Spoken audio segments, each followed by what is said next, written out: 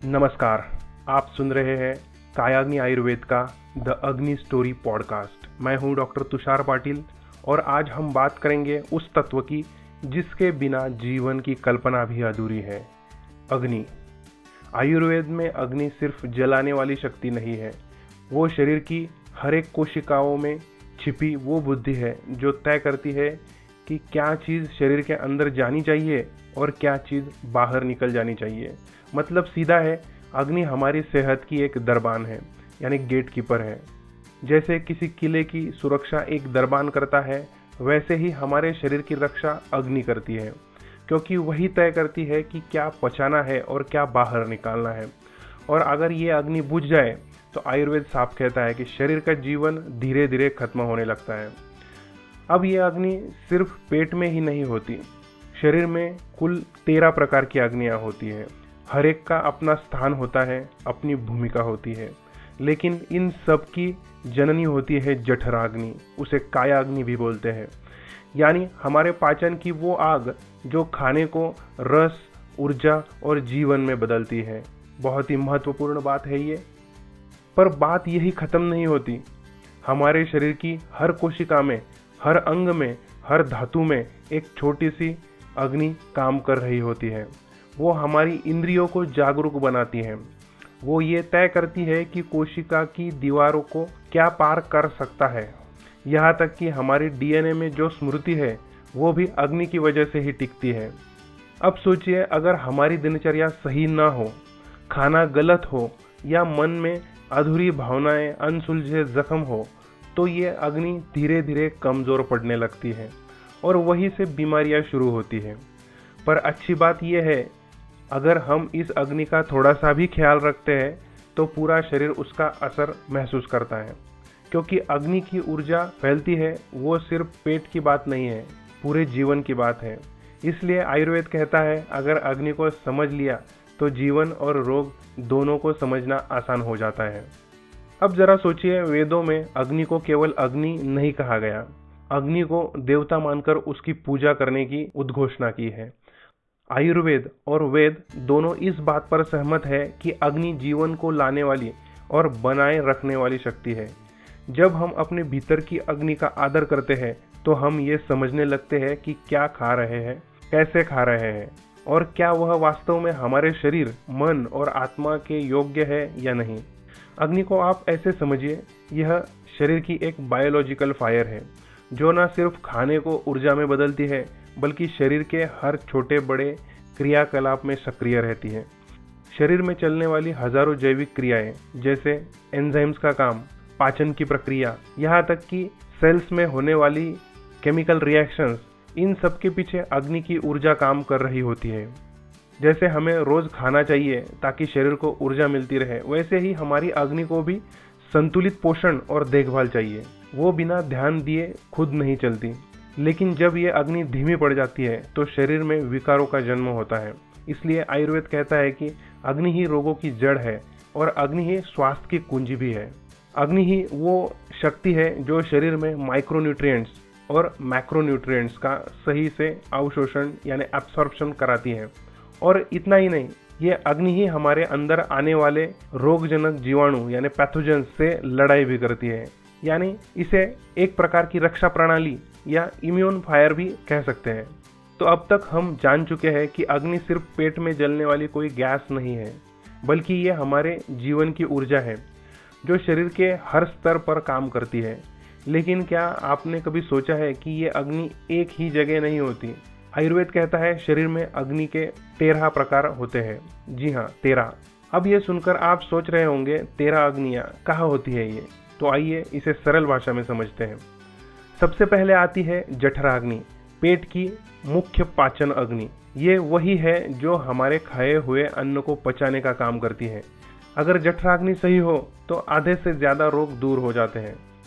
इसके बाद है भूताग्नियाँ, 5 प्रकार की। इनका काम है हमारे भोजन में मौजूद पंचमहाभूतों पृथ्वी, जल, अग्नि, वायु और आकाश को पचाना, क्योंकि हर चीज़, खाना हो या पानी, इन भूतों से ही बना होता है।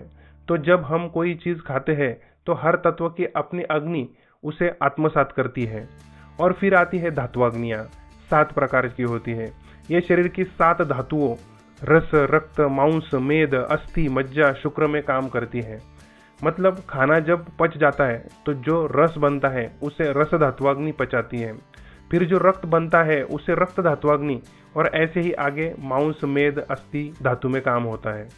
अब जरा सोचिए, अगर इनमें से किसी एक अग्नि में गड़बड़ी हो जाए तो उस धातु का पोषण ठीक से नहीं होगा और फिर बीमारी वहीं से शुरू हो सकती है। इसलिए आयुर्वेद सिर्फ पेट के पाचन को नहीं देखता, बल्कि ये भी देखता है कि हर अंग, हर सेल, हर तत्व अपनी अग्नि से कैसे संचालित हो रहा है। तो अब बात करते हैं जठराग्नि की, जिसे आयुर्वेद में शरीर की प्रधान अग्नि कहा गया है। जठर का मतलब होता है पेट या स्टमक, आमाशय, और वहीं से निकलती है वो शक्ति जो सिर्फ खाना नहीं पचाती, बल्कि पूरे शरीर की बाकी सभी अग्नियों को पोषण भी देती है। अब जरा कल्पना कीजिए, हम जो भी खाते हैं वो सीधे पेट में जाता है, लेकिन क्या पेट सिर्फ उसे जमा करता है?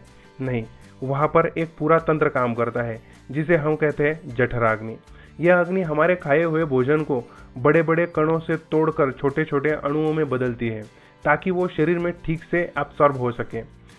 और ये खाना सिर्फ पेट के लिए नहीं होता, ये बना होता है पंचमहाभूतों से, पृथ्वी, जल, अग्नि, वायु और आकाश से।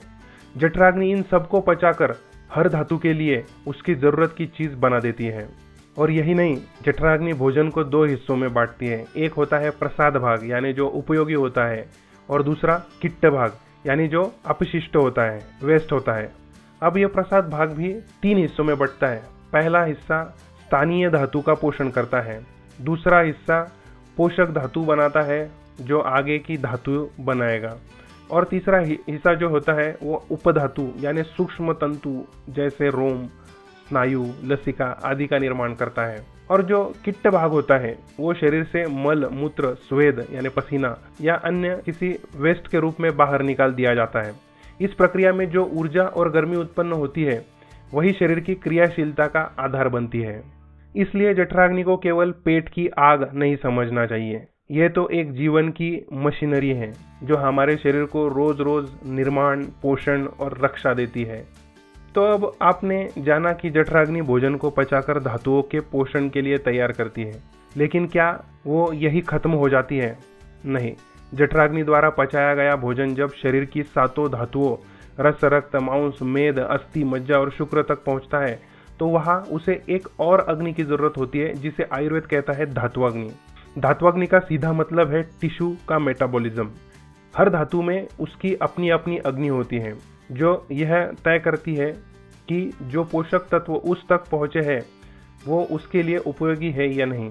जैसे जो रस धातु तक पहुँचता है उसे रस धात्वाग्नि पचाती है, फिर रक्त धातु के लिए रक्त धात्वाग्नि, और ऐसे ही मांस, मेद, अस्थि, मज्जा, शुक्र हर एक के लिए अलग धात्वाग्नि होती है।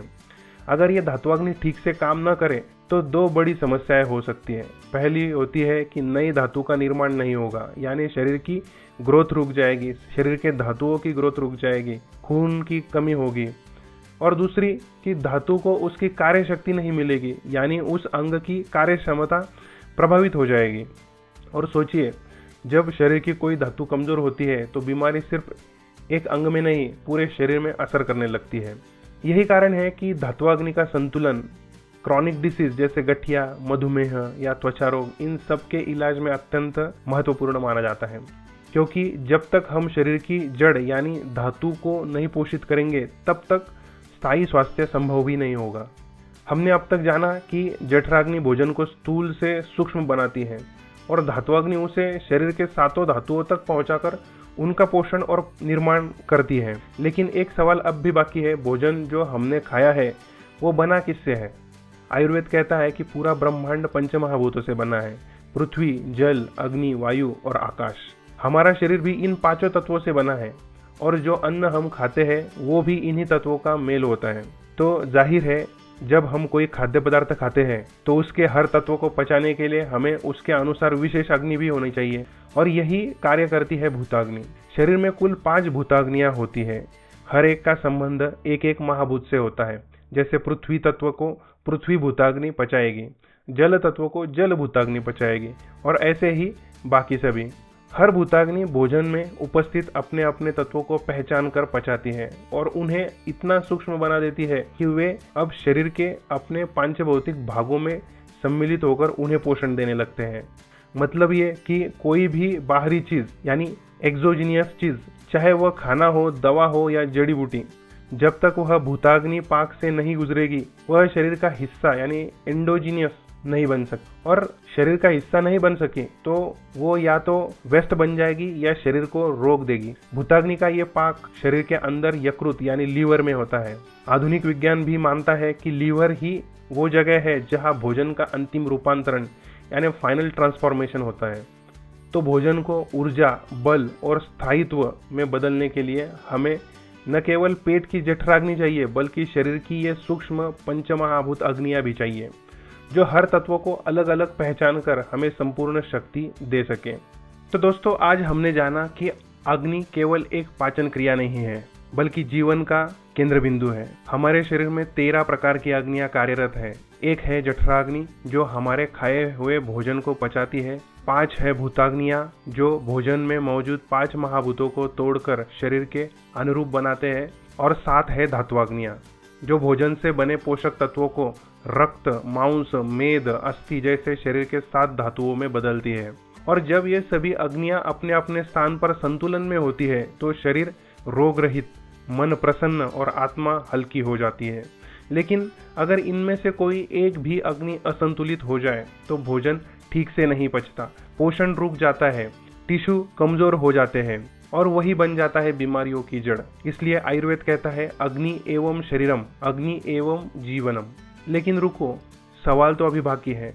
अगर आपके भीतर 13 अग्नियां हैं तो क्या आप जानना चाहेंगे कि आपकी मुख्य पाचक अग्नि यानी जठराग्नि कैसी है? क्या आपकी अग्नि मंद है या तीव्र है या बदलती रहती है, कभी तेज है कभी बिल्कुल शांत है? आयुर्वेद अग्नि के 4 स्वरूपों की बात करता है: विषमाग्नि, तीक्ष्ण अग्नि, मंद अग्नि और सम अग्नि। हर अग्नि का अपना स्वभाव है, अपने लक्षण है और अपने परिणाम। कैसी है आपकी अग्नि? इसका उत्तर हम खोजेंगे द अग्नि स्टोरी की अगली एपिसोड में। अगर यह एपिसोड आपको पसंद आया हो तो इसे अपने मित्रों, परिजनों और उन लोगों के साथ जरूर शेयर करें जो पाचन, स्वास्थ्य और आयुर्वेद को गहराई से समझना चाहते हैं। आप अपने अनुभव कमेंट करके जरूर बताएं। चैनल को सब्सक्राइब करना मत भूलिए क्योंकि हम लाते रहेंगे अग्नि की अगली कहानियां जो जीवन के हर कोने को रोशन करती है। मैं हूं डॉक्टर तुषार पाटिल। आप सुन रहे थे द अग्नि स्टोरी, जहां अग्नि बोलती है और हम सुनते हैं। धन्यवाद और अगली बार तक अपनी ध्यान अग्नि को जगाए रखिए।